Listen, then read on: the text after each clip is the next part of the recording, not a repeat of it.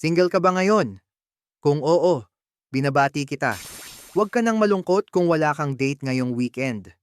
Dahil ang pagiging single ang pinakamagandang paraan para yumaman.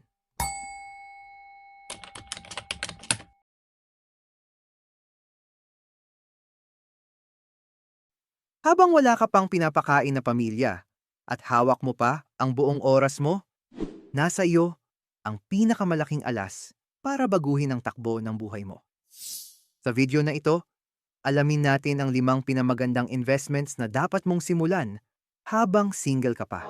Maniwala ka, pag-ibig ang makakapaghintay pero ang pagyaman, simulan na ngayon. Magsimula tayo sa pinakamahalagang investment sa lahat. Walang iba kundi ang iyong sarili. Maraming tao kapag may sobrang pera, bumibili agad ng hindi naman kailangan. Pero ang pinakamatalinong single, priority ang sarili. Mag-aral ka ng mga bagong skills na high value. Alamin mo kung paano mag-edit ng video, paano mag-asikaso ng digital marketing, o kung paano magbenta. Bakit ito maganda habang single ka? Dahil may oras ka pa para magpuyat at mag-aral nang walang nagrereklamo na kasama sa bahay. Ang perang gagamitin mo sa mga online courses at libro ay babalik sa'yo ng 10 times kapag natutunan mo na kung paano ito gamitin para kumita ng mas malaking pera. Ang sarili mo ang iyong pinakamalaking asset kaya huwag mong tipirin ang utak mo.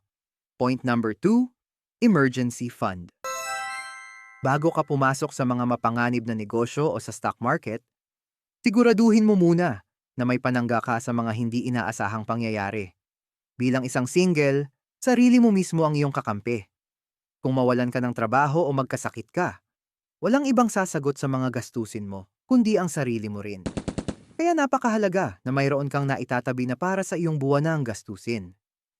Ipunin mo ito sa mga digital banks na may mataas na interes para hindi basta-basta nababawasan.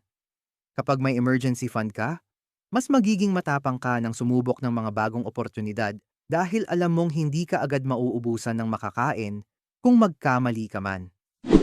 Oh, subscribe muna at pakihit na rin ng like button at share na rin sa mga kakilala mo. Point number 3, digital assets at stocks. Habang single ka, mas mataas ang kakayahan mo na sumubok ng mga investments na may kaunting panganib pero malaki ang balik o yung tinatawag na high risk, high return. Maaari kang magsimula sa pagbili ng mga shares ng malalaking kumpanya dito sa Pilipinas o maging sa ibang bansa sa pamamagitan ng mga legit investment apps. Maaari mo ring subukan ang pag-invest sa mga mutual funds na kilala bilang isang ligtas at magandang paraan para lumago ang pera sa loob ng 5 taon. Ang sikreto dito ay ang tinatawag na compounding interest. Habang mas maaga kang nag-i-invest, mas mahaba ang panahon ng pera mo na manganak ng manganak. Isipin mo na lang, ang perang pambili mo sana ng kape araw-araw, kung ilalagay mo sa tamang investment, ay pwedeng maging milyon pagkalipas ng ilang taon. Ang ikaapat na investment na napakagandang simulan, habang single ka pa ay ang sarili mong negosyo o side hustle.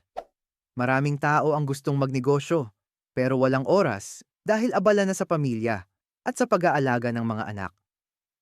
Pero ikaw, hawak mo ang beat. Hawak mo ang gabi at weekend mo.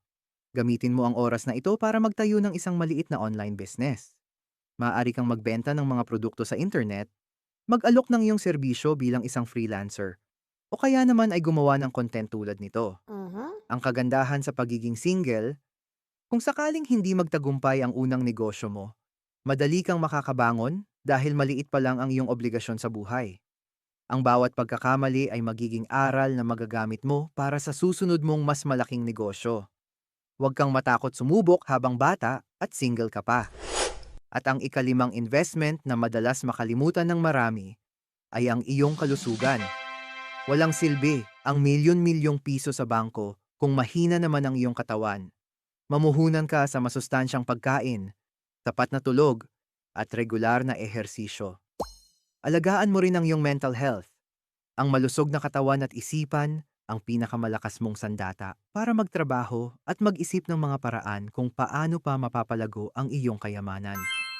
Tandaan mo, Ang pagiging single ay hindi isang sumpa. Ito ay isang regalo at isang napakalaking oportunidad. Huwag mong sayangin ang panahong ito sa mga bagay na walang kwenta. Gamitin mo ito para itayo ang pundasyon ng iyong magandang kinabukasan. Maraming salamat sa pagsama sa akin sa video na ito. Kung gusto mo pa ng mga tips tungkol sa pag-iipon, pagpapalago ng pera, at tamang mindset sa pananalapi, huwag mong kalimutang mag-subscribe at i-click ang bell icon dito sa Pera Goals PH. Comment ka na rin